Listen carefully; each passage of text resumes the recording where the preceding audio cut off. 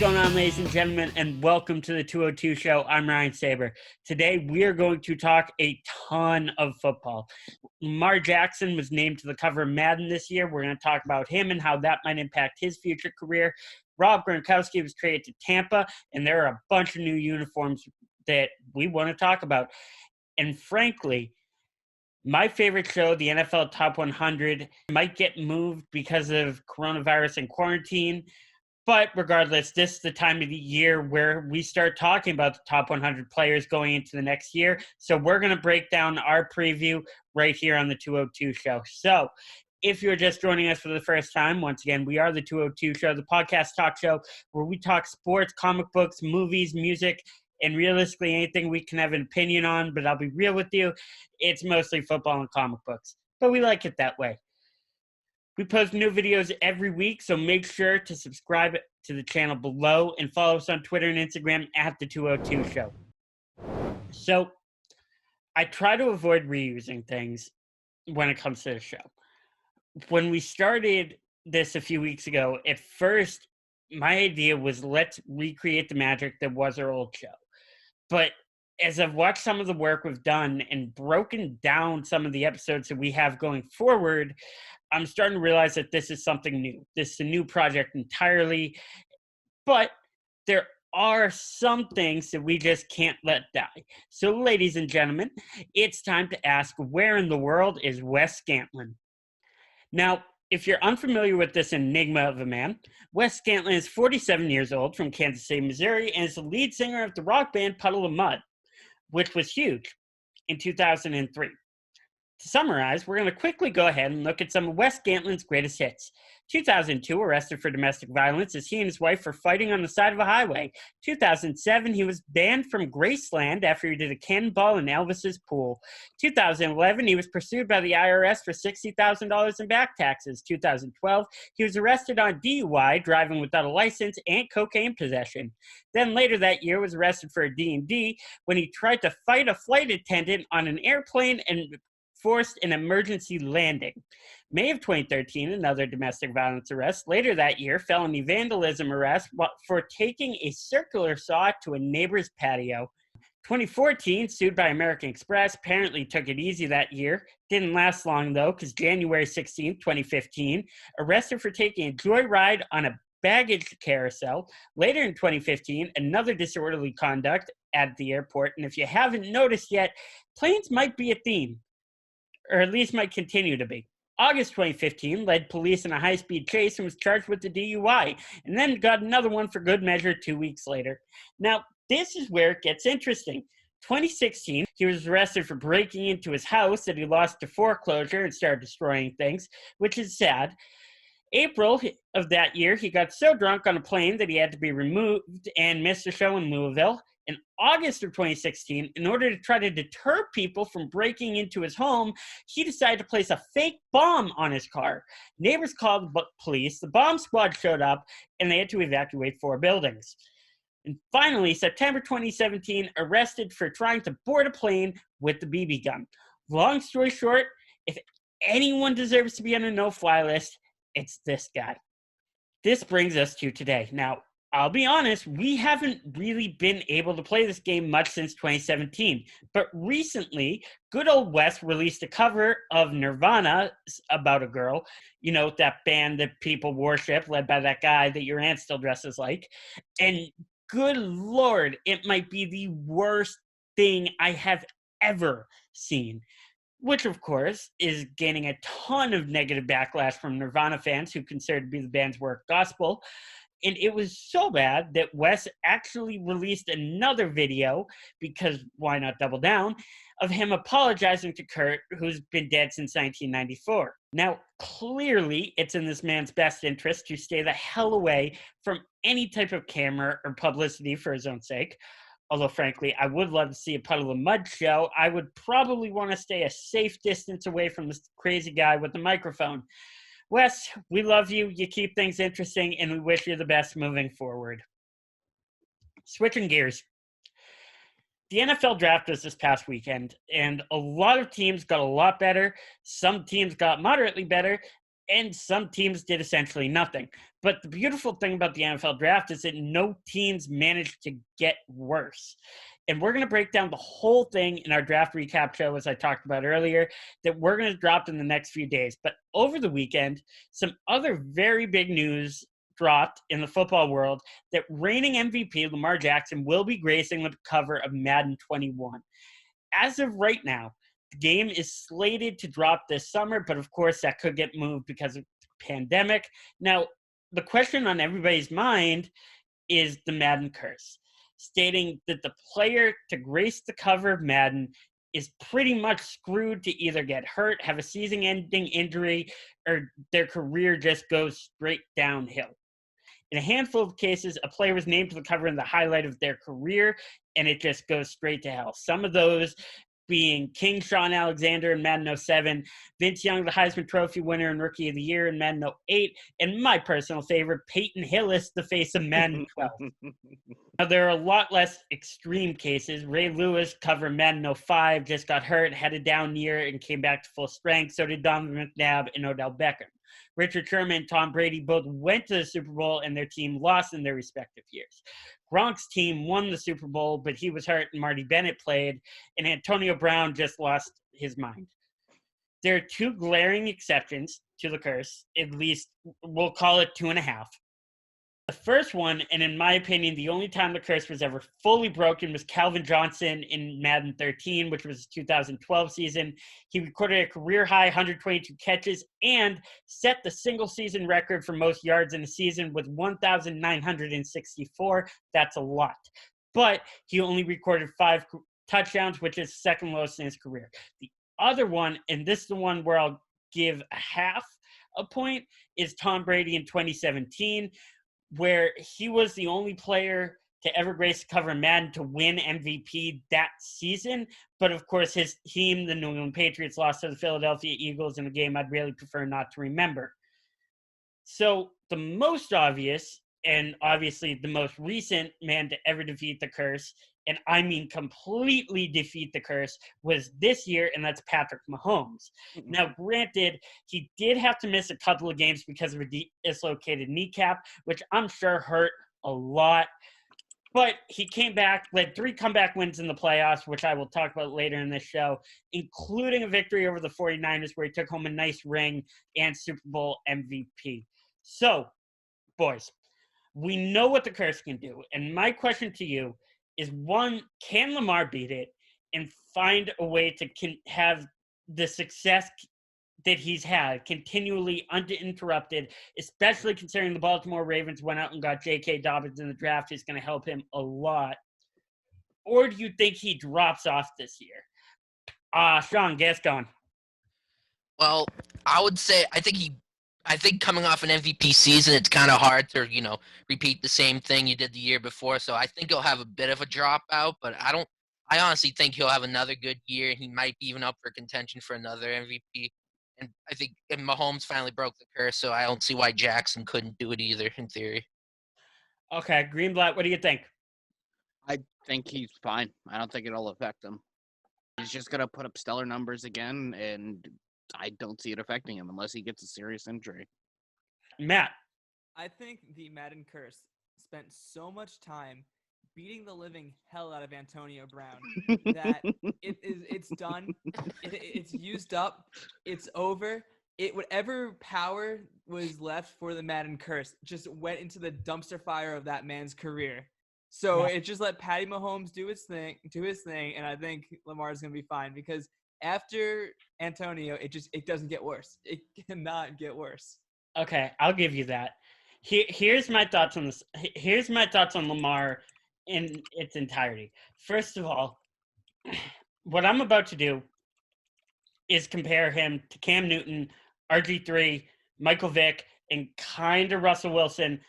But let me point out that aside from Russell Wilson, who's a different story, Lamar Jackson is significantly more talented than any of those 3 people. Even Michael Vick, who I think is the closest, because I think Michael Vick's the best natural athlete to ever play, but Lamar is smarter, and I think that helps him a lot, at least in the young parts of his career. He's more developed as a passer and more developed breaking down defenses than Michael Vick was in this point of his career. I think that's easy to figure out. That just comes from Lamar's dedication.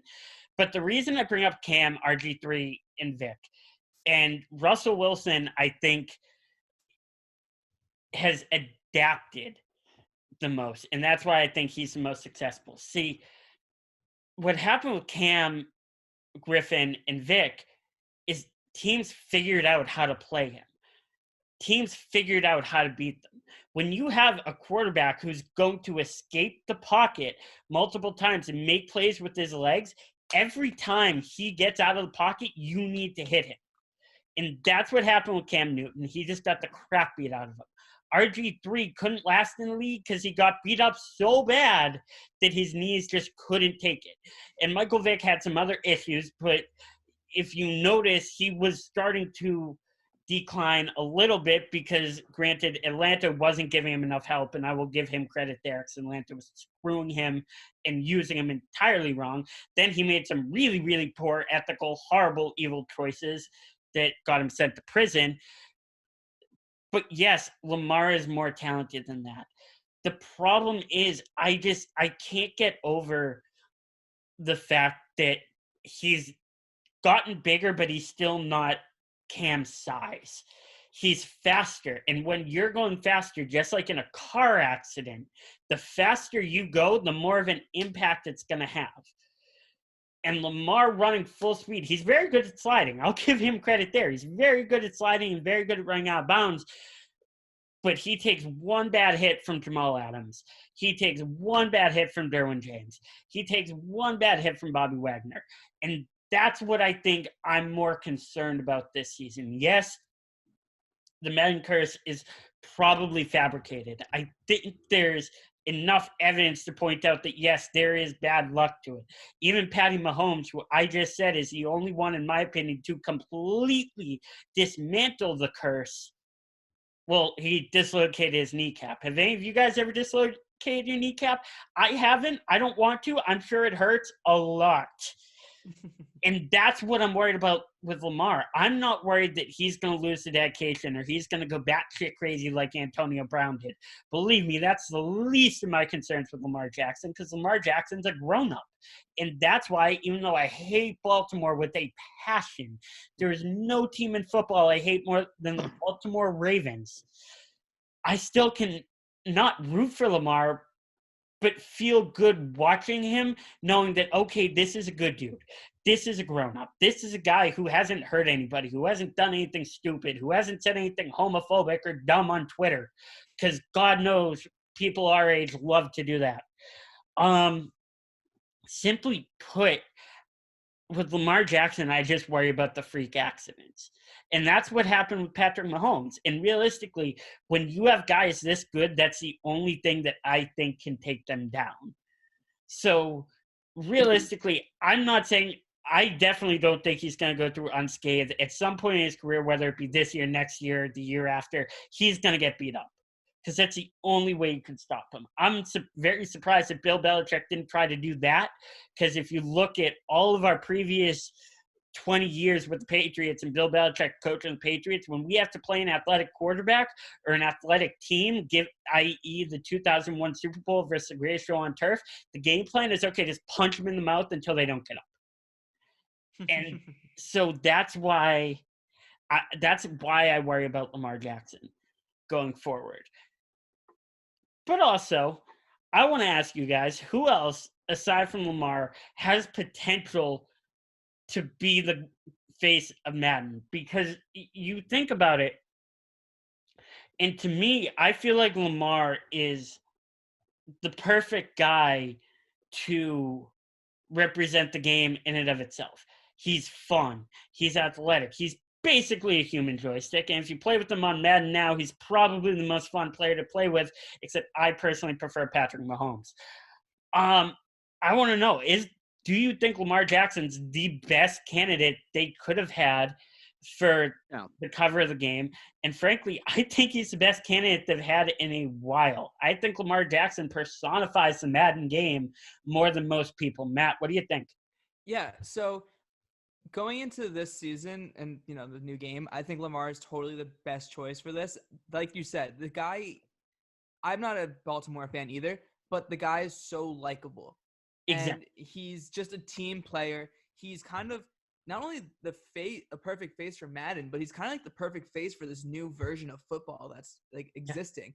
When the playoffs were happening and there was a possibility that the Super Bowl could have been Saints Ravens, that was going to be like the classic matchup of old school versus new school football. So going forward into what this new version of the NFL is going to be eventually, and all these kids coming up in their style of playing, I think he's absolutely the perfect face for the game.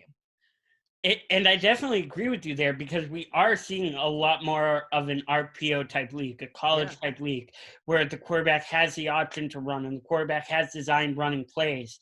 The problem is that I do completely agree with what you're saying. The problem is you're going to have guys in college trying to imitate that who just can't do that. No, you need to be a certain type of athlete. You can't just be a big guy and assume that you're going to be able to run through everyone.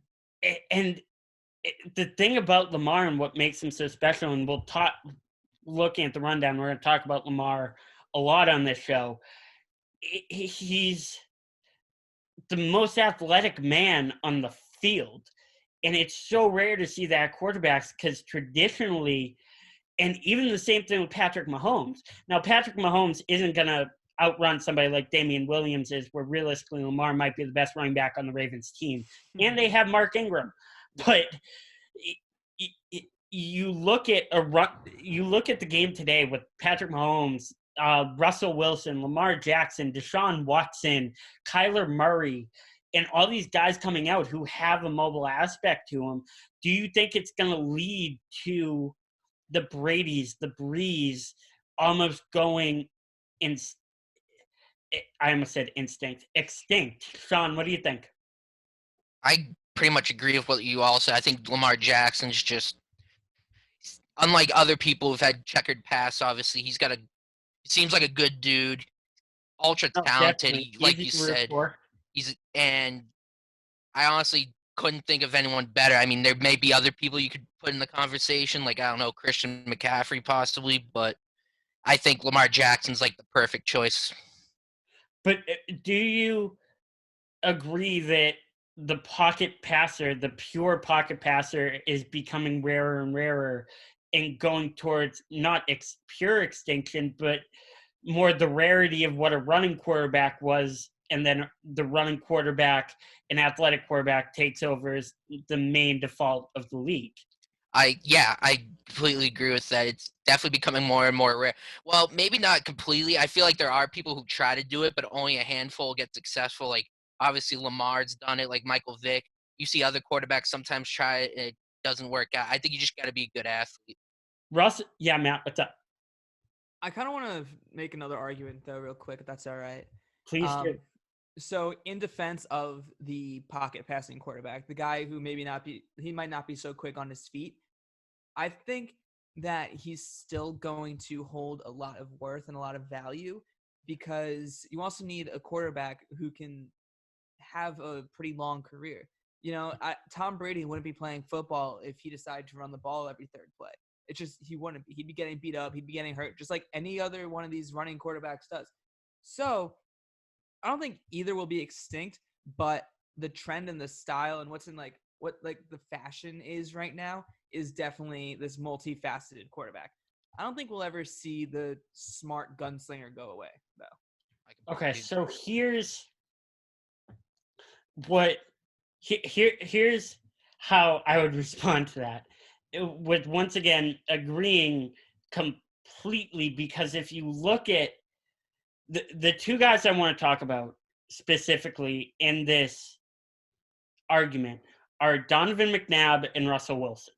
Mm-hmm. Both of them started out, they were very, very good, mobile, athletic quarterbacks who would use their legs not more often than they would throw, but use their legs equally as much as they would throw.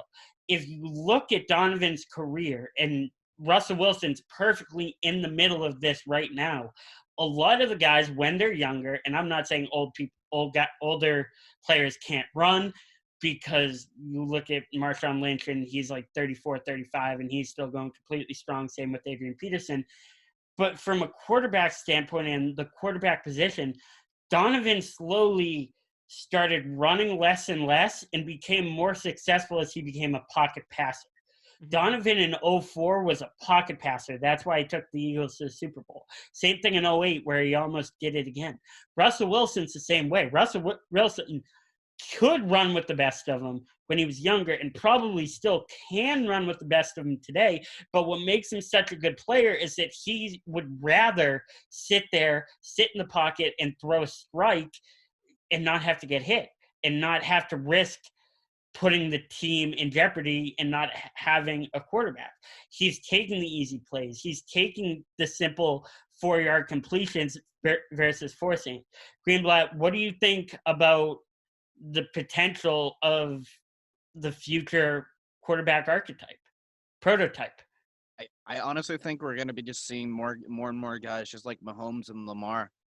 Like their style play is just going to become the new standard. I believe that's what I think, anyways. And it's exciting too. It's what makes the game more fun to watch. And as much as I love Brady, he's the guy that he stays in the pocket. He doesn't really get out of the pocket that much. Yeah, and he's just going to pick you apart with short passes and mid passes and keep taking 4-yard gains until you give him something bigger. And like Mahomes, like what he's been the no-look passes that he's been doing the last couple of years, they've been some of the most exciting things to watch in football. It's entertainment. It's highlight reel football. And that's the thing. I'm enjoying watching it. I think I've said every single episode how big of a fan of Patrick Mahomes I am, just because I can sit here and watch his highlights and just go, how did that guy do that? And the funny thing is, I specifically remember sitting in our room in Forest, watching Aaron Rodgers highlights and saying to myself, wow, these might be the most entertaining passing highlights I've ever seen. 2 years later, Rodgers here, Mahomes up here. Yeah. Easily. Like, it's insane.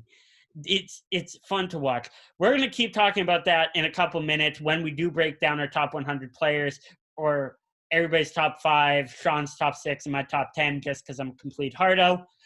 But we're going to take a quick break. I'm going to get some water. We're all going to breathe.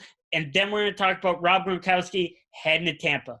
I'm Ryan Saber. You're watching the 202 show. Don't go anywhere. So Rob Gronkowski was traded from the Patriots to the Buccaneers. He's going to go play with Tom. And naturally, all of New England is freaking out. Rob Gronkowski has obviously been one of the face of the franchise over the last 10 years. So I understand that a lot of people are going to be upset to see him play in another uniform. And I understand. What I don't understand, or at least don't agree with, are 2 separate ideas. One, how could the Patriots trade him when we don't have a tight end? 2, we should have gotten more for him. First off, let me make this very clear. Rob Gronkowski was not going to come back and play for us this year. He wasn't great in 2018 to begin with, and it didn't seem like he was totally committed to football going forward. He didn't want to be a part of this program, which wouldn't have worked here. The smartest thing I've read all week from, of course, my favorite radio host, Colin Cowherd, is that Gronk didn't retire from football. He retired from Belichick. And honestly, from what I'm hearing, from what I've always heard from other players, I can kind of understand that. Bill Belichick is not the same as playing for any other coach. Players have said that. It's why you see a lot of guys like Chris Long, Darrelle Revis, Marty Bennett come in, get the ring, and leave. It's the most successful culture in football, but it has to be hard for a fun-loving guy like Gronk, where you have to follow explicit, complete details and dedicate every moment of your life to football. Hell, if you follow Tom Brady on social media right now, we're just learning in real time that Tom actually has a personality. Now, again, I'm not trying to bash Bill Belichick because we're talking about the greatest football coach to ever live.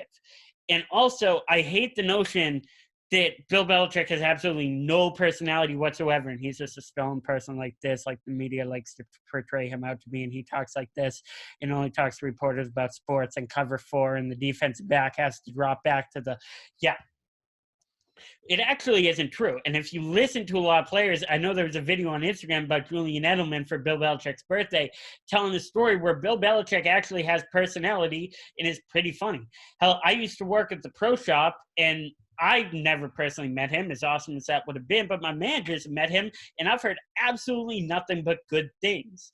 So, yes, I can understand with the quote-unquote rigidity that we've seen from the Belichick documentary and years of watching him in press conferences and years of watching him on the sideline. But at the same time, we don't get to watch him in the meeting rooms, and we don't get to watch him in the private things where he might actually have a personality. So what do you think about that idea that Gronk didn't want to leave football, he just wanted to leave this culture? Sean, why don't you start us off? I'd say it's completely accurate. I just think it was basically just a clash. Like you said, I think Bill has a personality too, but at the same time, it was a clash of work personalities where I think, Gronk was the loving, carefree kind of guy, and Belichick was clearly, when it came to football, like, do your job, obviously, and I think it just didn't work out. And eventually Gronk, despite all the success, obviously, of winning and being the best tight end, I just think he got tired of it and just said, you know what, I can't deal with this anymore, so I'm going to leave and see what happens. And obviously, he's on a new team now, so that's kind of where I'm at right now. And if there's ever been a culture change, or going from a tougher culture to a lighter culture, and also I want to point out that this idea, and I even said it, Gronk is a fun-loving guy. When he's set into football, he is dedicated to football. You don't become the greatest tight end of all time, or second greatest if you argue Tony Gonzalez. I'm not going to do that right now. By just being a big, strong guy who shows up and runs seam routes and blocks sometimes. Gronk was a genius. If you think about all the veteran receivers we've brought in, Chad Johnson, Joey Galloway, Reggie Wayne, Torrey Holt, who either A, didn't figure out the playbook if you're Chad's case, or B, just didn't want to be a part of the system for how grueling it was, Gronk did that. Now, as I was saying, at the same time, if you're ever going from a hard culture to a soft culture, it's going from Bill Belichick to Bruce Arians. And good God, Gronk is going to have a great time in Tampa. Oh, yeah. He's going down there to play. Huh? He's a frat boy. Like, at the end of the day, he's just going to be partying. And he went to Arizona State, didn't he? Yeah. Yeah. He's going to Tampa Bay. He's going to have a great time. He's going to catch touchdowns. Anyone who said, and I even just said he wasn't great in 2018, that doesn't mean he's not going to catch touchdowns. Not great by Gronk standards, was still the second, third, maybe fourth best tight end in the league in 2018 behind Kittle and Kelsey, probably third. Now, I'm not saying I expect him to go back to that production, but he's still 6'8". He's still big. He's probably still as strong, and he's going to get open in the red zone. When you also have the fact that guys need to cover Mike Evans, guys need to cover Chris Godwin, and somebody has to be able to account for Ronald Jones, that's too much for teams to have to look at, and Gronk is going to score some points. Now, whether or not they win as much games as the Patriots did, I don't think it's going to happen. And I also think that has to do with Bruce Arians. Now, I think Bruce Arians is a great coach, maybe not a Hall of Fame coach, but a very, very good coach, and has worked. If you look at Bruce Arians' repertoire, he's worked with Peyton, he's worked with Roethlisberger, he's worked with Luck, now he's working with Brady. Like, that's pretty cool, but he's not Bill Belichick. And at the end of the day, there's always that argument of was it more Brady or was it more Belichick? And I think they're going to suffer without each other. Matt, how do you feel about that? Do you think Brady's going to be able to have the success and Gronkowski in it of itself is going to be able to have the success or anything closest to success they had up here? So I think you stated it perfectly. I think Brady needs Belichick and vice versa. It's not saying that Brady isn't a great quarterback, because he is. He knows what he's doing. He's been around for a long time. He's seasoned in this. And he's the greatest quarterback of all time. Exactly. Like, he's done his work. He knows what he's doing. I think Gronk getting put on this team is probably one of the best things that could have happened to him, because now there's a little bit of a sense of normalcy. You're talking about someone who's had the exact same routine every single year for his entire career. For 20 years. Yeah, that's hard to break. Yeah. So for him to go to the Bucs and have an entire new system is going to be hard. It's going to be confusing. It's not going to be super easy. Yeah. Bring Gronk into this. You have a personality that he's used to. You have a playing type that he's used to. You have a connection that he's used to. I think this is just going to make him a lot stronger going into the season. And that was the thing. If you look at Brady over the past couple of years, and he even said in his interview with Howard Stern that he would blatantly tell Belichick, if I don't trust this receiver, I'm not going to throw to him, get this guy out of there. Yeah. Doing a handful of film study myself, I now realize 90% of the time he's talking about Philip Dorsett. But so assuming he's anything like that in Tampa, now granted, he didn't have Mike Evans up here in New England. He didn't have Chris Godwin. He probably didn't have anything close to either of them since Gronk in 2017 and Edelman in 2016, 2017. Yeah. Maybe Edelman in that one game in the last Super Bowl. But at the same time, you're right. He does have a blanket. He does have a check down that he just knows where Gronk's going to be, and Gronk knows where Brady's going to put the ball. And when you're playing in New Orleans and have Cameron Jordan breathing down your throat, he can get rid of it quickly with Gronkowski. Sean, how do you think they're going to do, and I brought up New Orleans, how do you think that Tampa's going to do in comparison to that division? Because they're in a very tough division, one of the tougher divisions in football with the Saints and the Falcons. I think they'll be a competitive team. I definitely think the Saints are still the better team in that division. I just find it, I mean, you got Breeze and Michael Thomas. I mean, granted, Breeze is older too, but that Saints team's just stacked, and I don't see them, like, winning the division. I could see them making a wild card, and I believe they expanded it to 2. How many wild cards did they expand it to this year, supposedly? 3. That wasn't taken back until next year. Yeah.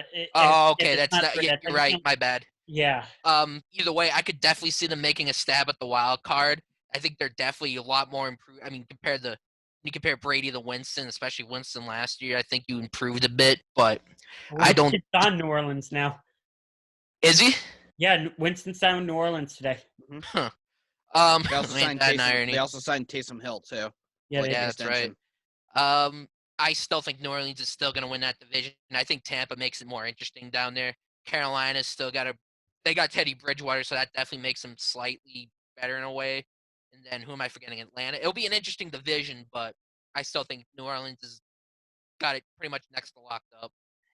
And the other team, and it's funny you mentioned them last, because the other team that I think about is Atlanta.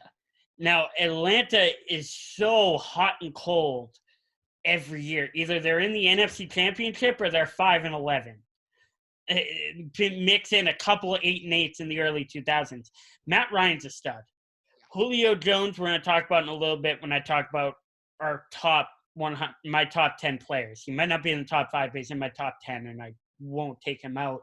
They did lose Austin Hooper, but they still have Calvin Ridley, who's getting better by the game. They got rid of Devontae Freeman, but look, they added Todd Gurley. And if he's still got any gas left who can make any runs, that's going to be good. Greenblatt, what do you think Tampa Bay's final record is? I'm going to say 10-6. Oh, wait, no, they're 17 this year, so. No, it's next year. Okay, so I'm going to say 10-6. 10-6 or 9-7. And you think a wild card round? Yeah. They have a good team this year. They drafted really well. And the O-line guy they got, Tristan Wirfs, I think his name is. Tristan Wirfs from Iowa. Wirfs. That dude is a tank. Yeah, he was in our mock draft. He was the first one off the board. In our mock draft, he was the one Matt picked for the Giants. He was the first lineman off the board. He went late too, which was surprising. Yeah, that's the thing. They got a very, very, very good left tackle in the mid rounds who could have gone in the top 10. And the only reason he didn't go in the top 10 is because the top 10 this year is flooded with really, really good linemen. The Giants, I think, got a stud in Andrew Thomas, and we'll talk about this again tomorrow. But the Giants got a stud in Andrew Thomas. I think Sam Darnold's life just got a lot easier with Mekhi Becton, and Baker Mayfield's life got a lot easier with Jedrick Wills. So we are going to move on to the top 100. We're going to get 3, 2, 1. We're going to take another quick break, and when we come back, we're going to look at each of our top 5, my top 10, and break down what we could expect from the top 100 this year. A lot of NFL teams have been rebranding for the new decade, releasing new uniforms for the year 2020 and the upcoming 2020 season, or if you're Tampa Bay, realistically releasing old uniforms as new uniforms with a couple minor changes. But realistically, I like them more. So the teams who have made both huge adjustments and some minor adjustments are Tampa Bay Buccaneers, who were definitely minor. Atlanta just completely went new. Cleveland went kind of back to old school a little bit towards the Bernie Kosar days. Chargers went back to the 2000-ish colors, but with new numbers and an altered logo, which I thought was pretty cool.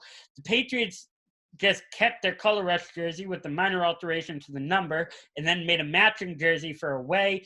The Colts altered their numbers a little bit, and the Rams actually haven't shown us the full thing yet, but they are on the plate. So, guys, I know I told you to look at these. Which ones do you like? Which ones do you not? Should I go first? Yeah, go for it. So, of all of them, I have 2 favorites. The Falcons and the Chargers. Okay. I love the Chargers uniform, but the Falcons are probably my favorite.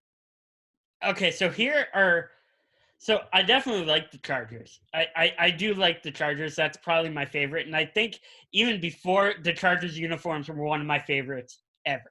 From even the old LT days with the straight cut block numbers. Oh, yeah. I was always a fan of the Chargers colors and Chargers uniforms.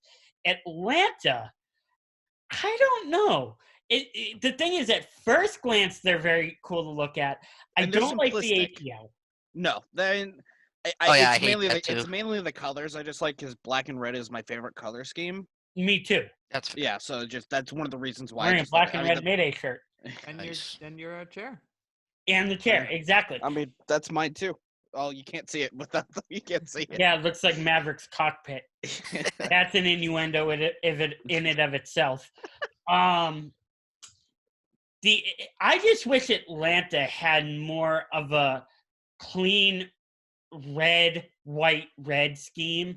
I mean, with that's a red jersey, white that's pants. the Buccaneers though. No, it isn't, because Buccaneers is red, Black and pewter, white. and red. Yeah, Buccaneers don't really wear red jerseys and white pants that much anymore. I'm talking the red jerseys and white pants that the Falcon, that kind of color. I don't know. Sean, what do you think? I kind of have to. I'm basically on the same point with you. The Atlanta, the colors are nice. I won the ATL thing. Drives me. It's like an eyesore.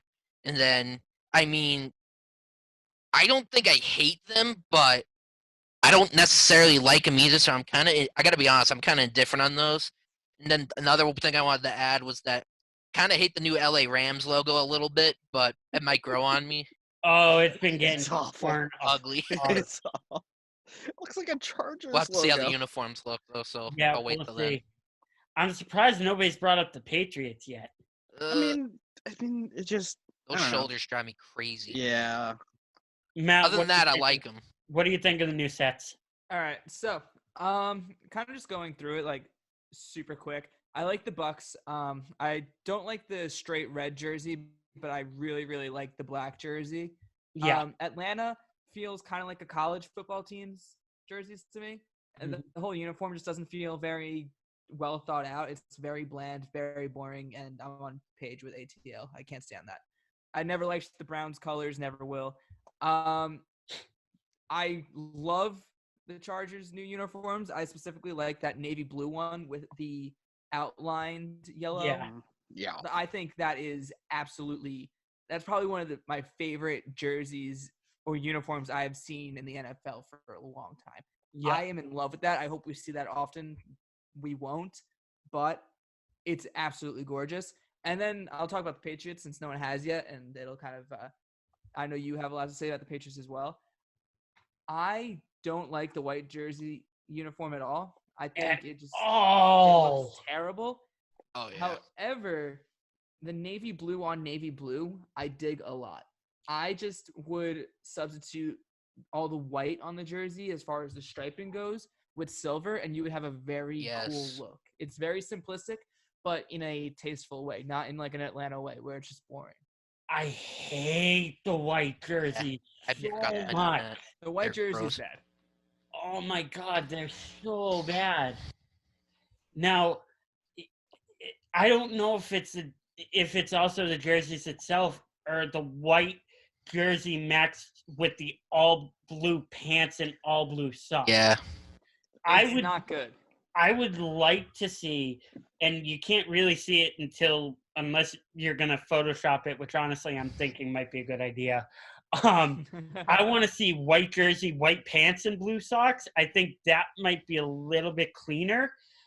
The other thing I would want to see is the blue jersey with the silver pants and blue socks. I definitely do like the color rush, the all blue, but I also like the tradition of blue, silver, blue that we've had for the last 20 years.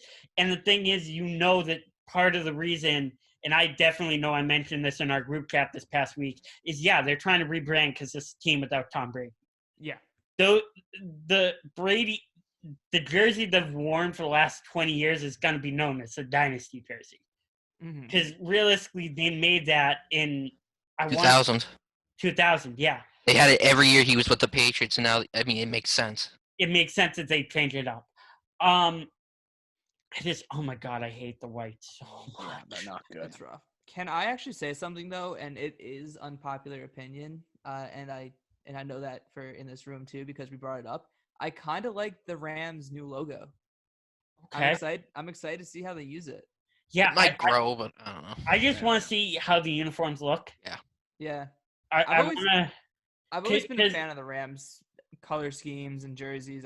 And the helmets. I've always loved them. Yeah, I really like the Marshall Faulk did some really those not so cool things. But let's call him the Torrey Holt, Isaac Bruce, Gray Show on turf. Oh wow, Kurt I'm Warner. hitting my laptop. Torrey Holt, Isaac Bruce, Kurt Warner, Gray Show on turf jerseys. I was always a fan of those. And last thing, I know Matt brought up Cleveland. I will never, just like he said, I will never be a fan of Cleveland's color scheme. But in terms of what they can do with it, I prefer they keep it with the old school style than the one they had over the past 2 years. Oh my God, I those are ugly. strongly dislike the ones they had over the past 2 years. I'd much rather they keep it simple in the jersey style they had over the past bunch of years. Yeah. All right, so we're going to go into top 100. So let's just roll right into this. Top 100, as I've said, is always one of my favorite shows. We don't know concrete whether or not it's going to come out over the next few months or within the next probably month or so like it's supposed to. Traditionally, it always comes out after the draft, or it could come out in July and it got moved. But the way the show works is basically the NFL Network and NFL Media and NFL Films asks every player to make a list of their top 10 players in the league, and then they compile all the data into what they call the players list, 100 through 1, and without position, without any alphabetical order, going from 100 to 1. And I can't even say worst player to best player because there's thousands of players in the league, but the 100 best players in the league. And this is always a huge debate among people. I know last year, right around this time, I was working at the pro shop, and I was talking to my buddy Andrew, no relation to Greenblatt, obviously, and we would always discuss, like, we were really into this list and who was going to be very high and very low. So, Greenblatt, why don't you start us off with your top 5? All right. And we'll go around, discuss our top 5, and then I'll give you my top 10. The first two, pretty obvious choices. Yes. Number 1 is Mahomes, without a doubt. Yep. Number 2 is Lamar. We've already talked enough about why they're the top 2. Yes, those are Yeah. and I even mentioned, because we had brought up and said, well, to save time, because originally we were going to do our top 10 each. And we said to save time, why don't we do our top 3? And I'm like, that won't really do much because everybody's going to have Mahomes and Lamar and Mahomes. Yeah, that's why I suggested we limit it to like one position. Like so we don't get overloaded with quarterbacks. But as I said, though, at the same Yeah, time, no, I understand your point. Yeah, though. if well, just for the audience too, if we had done that, you're making a list of the best players in the league either without Mahomes or without Lamar, which I'm not going to do. Yeah. So continue. So my number 3, Christian McCaffrey. Okay. Arguably one of the best running backs in the league right now. Dude is an incredible double threat. Guy led in receiving. He was pretty high up there in receiving touchdowns, I believe, last year. He had 4, but he led running backs. Okay. No, yeah. But for running backs, that's a lot. Yeah, he was just great. He can run. He can catch. He's just a great weapon for whoever is for now Teddy Bridgewater. Yep. Just outstanding guy. Runs like a truck. Is great. I love him. He's not a huge dude either. No, and he's only 5'11" off the top of my head. I mean, a dude just signed one of the, I think the richest running back. Deal. It is the richest. Yeah, he deserves it. Dude's incredible, and he was going to be who I was going to argue with if he continues what he's doing. He could arguably be the next Madden cover athlete. I think for next year, he would make an absolutely great cover athlete. Yes. For number 4, I picked. I don't know if you guys would have picked this. I picked T.J. Watt. Okay. All right. One of the best one of the best linebackers in football right now. He was one of the best defenders last year. Had 14.5 sacks, I believe. Yep. Good I was pick. cleaning that all up. I wanted to go with a little diversity for it, for a couple of those picks. So that's why. Pretty diverse. Yeah. Sean, what about you? Well, I didn't get my 5. I keep doing that to you. I'm so sorry. I mean, number five's another easy one. Oh my God! Hang on a second. I blanked on his name. Michael Thomas. I don't know why I blanked on his name. His name slipped from my head. Oh my God! I'm an idiot. You're good. Yeah, Michael Thomas at number 5. Arguably one of the best wide receivers in football. He led the league in receptions and passing yards. Hold on, let me check my notes. Receiving yards, passing yards. Yeah, passing yards and total. Yeah, and yes, total he receptions. did. And he set the single season record for receptions in a season. Yeah. Solid top 5. Yeah. Sean? Well, my top 3 was basically the same. I had Mahomes at 1, Jackson at 2, McCaffrey at 3. I put Michael Thomas at number 4. I mean, like Greenblatt said, and you said, he had broke a bunch of records last year, and he almost got the Saints to the Super Bowl. Number 5, I put George Kittle from San Francisco, tight end. Just beast tight end, and I really wish the Pats would have, had him, obviously, replace Gronk, but, can't win them all. Yeah. And number 6, I had a 6. I had Derrick Henry from Tennessee. Oh, yeah, that's a good last 2 years. Well, actually, last year especially, he was ridiculous. And then the year before that, I remember was it 2 years ago or 3 years ago? He kind of had a slow start, and then he had that one game. And he's just the 100-yard run where he ran over everybody. I think I'm pretty sure that was 2 years ago. That was 2 years ago, yeah. And he's been basically ridiculous ever since. So I put him really at 6. And Matt, your top 5? Cool. So Matt only reads half of text, so when you said, okay, sounds good, when I said 3, I did 3. So we got 3. But they are a solid 3. Okay. I mean, I wrote a legitimate paper about my top 5. Oh, I did too. Wait till you get I did like a page and a quarter. I only saw top 10, so I almost went to 10, but I stopped at 6 because I was having trouble. I was like, all right. Yeah, no. Basically, when Ryan was like, "Let's do 10," I was like, "How about 3?" And I saw him say, "Yeah, you're right. That was enough for me to read for the night." And I was like, "All right, I'll see you guys in the Zoom chat." Okay. So, having said that, coming in at number 3 for me, I'm gonna be a little bit of a fanboy here, but I have good reasoning. I'm gonna say Saquon Barkley. Ooh, all right. Which, Ryan's nodding like, "Yeah, I knew you would, you dick." Yeah, I feel you would too. Hear me out here. The kid is fantastic. He is a great running back on a bad team, and more specifically, a bad team who just had a very bad O-line. Now, the Giants just recently picking up Andrew Thomas is going to open up so many more opportunities for this. Yeah, it's going to open up the entire side of the field. Yeah, he's going to power through. He's going to be – I see him, opening up the right side. He's going to be such a great addition for Saquon, where this is going to allow Saquon to completely shine. He's a insane athlete. Again, one of those just natural talents. He's big. He's all muscle. His thighs are the size of my head. Like, Yeah. the dude's fantastic. He's already a solid player on the team on the version of the Giants that he's on now. So as the Giants progress, if the Giants progress, which I really think they will because they're fixing up a lot of empty spots on their lineup right now, he's going to look really good. Saquon reminds me of, and this is almost as egregious as comparing Joe Burrow to Joe Montana and Tom Brady, but Saquon, honest to God, reminds me of Barry Sanders and Emmitt Smith in one body. The You're not moves of wrong. Barry, Disagree with you. power of Emmett. I agree. Because I mean, he has that power, and he's fast for being as big as he is. And McCaffrey, I think, has an argument right now. Obviously, is McCaffrey's the best running back in the league, quote unquote, but he's not the traditional running back. He's like a receiver too. Yeah, he can play receiver. He's more of a weapon than a traditional running back that Saquon is. And then your top two. Okay, cool. So again, in the sense that I didn't pay attention, I wanted to try to get 3 different positions going. So I wanted to go with a wide receiver for number 2, and I said Julio Jones. Ooh. Yep.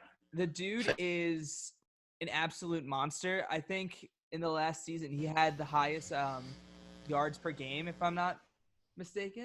He was up there. I checked it. He was up there. He was up there. Yeah, I think Mike might have the highest, but I just That's remember probably true, Julio yeah. just screwing me in fantasy last year.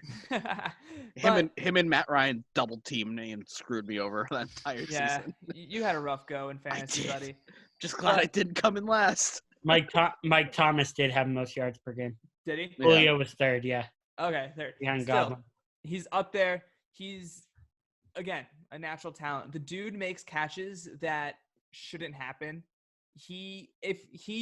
Which more times than not, he's able to break any coverage that's on him. But even if he's not, he's still going to make that catch. Yeah. It's like he has an automatic magnet to the ball on his hand. He just always gets that. He makes the play. All you have to watch is the play in the fourth quarter of the Super Bowl. Yeah. Oh, yeah. The only good thing Atlanta had going for him was that sideline catch to Julio Jones, and it was nasty. It was insane. It's unreal. The things Yeah. he can do Ridiculous. doesn't make sense. And then number 1, which again, this is the obvious one, but it has to be said, Patty Mahomes. Yeah. The dude. I'm You're not gonna going to say say many anything more times. because we've talked about him so often in this entire show. But Oh, I still got more to say, too. I'm sure you do. But yeah, so that's my top 3. And All right, my top 10. Barents. You're good, bro. Before I do get into my top 10, there are 4 names I do want to mention that I really, really wanted to put on this list, but just couldn't because the guys on this list are blatantly too good. Khalil Mack just missed a cut. Von Miller didn't have his best year, but he's still Von Miller in my eyes and is still terrifying going into this year. Derrick Henry, obviously, probably the strongest running back in the league and probably the most intimidating. And George Kittle. I don't think he's Gronk. I don't think he's as good as Gronk was in his prime, as much as some people want to say he is, but he's still a great tight end and he's really scary. So without further ado, my top 10 players of 2020. Number 10, the best strong safety in the league is Jamal Adams from the New York Jets. The guy can play any position on defense. If you lined him up at defensive end, I'm sure he would be okay. Probably not as good as some of the other guys who are on this list, but the guy can pretty much play any position out of the defensive line. If you put him at inside linebacker, he can tackle Derrick Henry. If you put him at corner, he can cover some of the best tight ends in football. He's good at covering wide receivers. He's not a shutdown corner, obviously, because he's not a natural corner. He's a safety. But the guy is a freak of nature and can play almost every position on the field, and is just a mean tackler. Now, number 9, I do have Julio Jones. The guy had 99 catches this year, second in the league in yards, and has 6 touchdowns, and as we already said, was third in the league in yards per game. The guy is just a freak of nature. He's a first ballot Hall of Famer. He has the wingspan of just a pterodactyl. It's insane. Matt Ryan can put the ball anywhere near him. He's going to catch it. Number 8, I have TJ Watt, and this is the guy that most of Pennsylvania thought deserved to win Defensive Player of the Year. He's obviously the brother of J.J. Watt, who did win Defensive Player of the Year a bunch of times. Didn't have as much tackles, but was a force to be reckoned with, and is most known for chasing Lamar Jackson down and pretty much chasing down every other quarterback he could get his hands on. Number 7 is Christian McCaffrey, and I understand it's a little bit lower on this list, but it was just hard for me to argue given the circumstances with the guys ahead of him. Christian McCaffrey is a beast. He can play wide receiver probably as well as he plays running back, but it's more efficient to have him as a running back. People said he couldn't be a 3-down back and carry the ball and blow through guys. He proved them wrong. Christian McCaffrey was an all-around great running back this year and is easily a top 10 player in the league, and for me, I have him at number 7. Number 6, we have the reigning Defensive Player of the Year, and that's Patriots cornerback Stephon Gilmore. He led the league with 6 interceptions and 26 passes defense. As a Patriots fan, I watched Gilmore every single snap this season. You were not throwing to him. I think he gave up one big play to, I want to say, John Brown in the game against the Bills, and I'm pretty sure that's it. And everybody's like, oh, look at this one play where he gets blown up by John Brown. And it's like, yeah, look at this play where TJ Watt gets stiff-armed by Lamar. So everybody, I mean, everybody has bad plays. Even the guy, Pat Mahomes, who's obviously going to be number 1, spoiler, threw a couple bad interceptions in the Super Bowl. Stephon Gilmore was locked down this year. He was the best corner, and it wasn't even close. He was the best defensive back, and there's a reason he was named best defensive player, even if he's not the best defensive player on this list. Hint, hint. Number 5 is Russell Wilson. Russell Wilson put up 31 touchdowns, 5 interceptions, and 4,100 yards this year. And for most of the year, up until Lamar really heated up, we all thought that Russell Wilson was going to win his first league MVP. This dude more or less put Seattle on his back. Seattle did not have a strong team this year. They did not have a great team this year. DK Metcalf came onto the scene later than people would have hoped. Chris Carson had a good year, not great. Russell Wilson carried this team.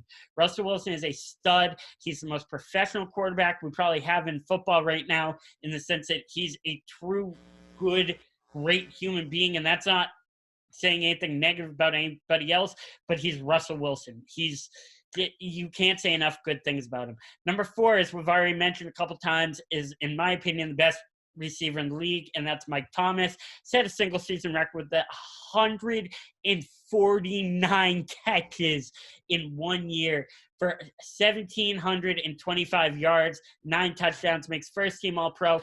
You really can't guard Mike. This is the best route runner in football, and it's not even close. Michael Thomas is just a freak of nature. He is uncoverable. He's not the biggest. He's not the strongest. He's not the fastest, but you can't cover him. Number 3, I have what, in my opinion, is the best defensive player in football. And I think ignoring stats this year and just looking at football players in it of its entirety, the guy that offenses fear the most going against is still Aaron Donald. This guy can play every position on the defensive line, interior, exterior, stand him up at linebacker if you have to. 2-time Defensive Player of the Year. This past year put up 12.5 sacks and 48 tackles while being double-teamed or triple-teamed almost every play. If you're playing the Rams, the only thing that matters that week is not letting Aaron Donald blow you the hell up. This is the scariest human being in the National Football League.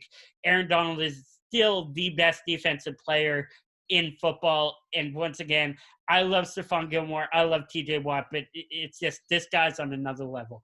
And then 1 and 2 I've already discussed a bunch of times, but I will put them in order. Lamar Jackson at 2, unanimous MVP. Only second time in history that's been done. The first time was Tom Brady in 2010, because why would it have been done by anybody else? This is the most electrifying and exciting quarterback we've ever seen since Michael Vick, since Randall Cunningham, since Fran Tarkenton.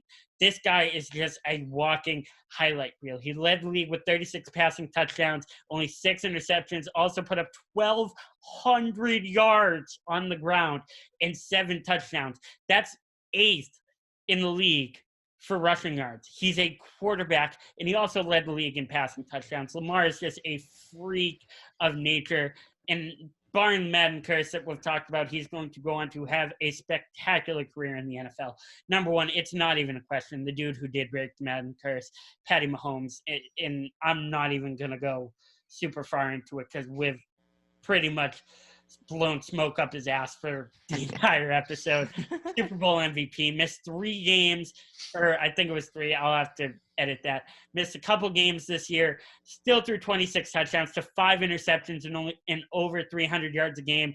Came from behind to win every single playoff game this year. At one point, the Chiefs were down. He came back and, of course, brought home some nice hardware against the San Francisco 49ers.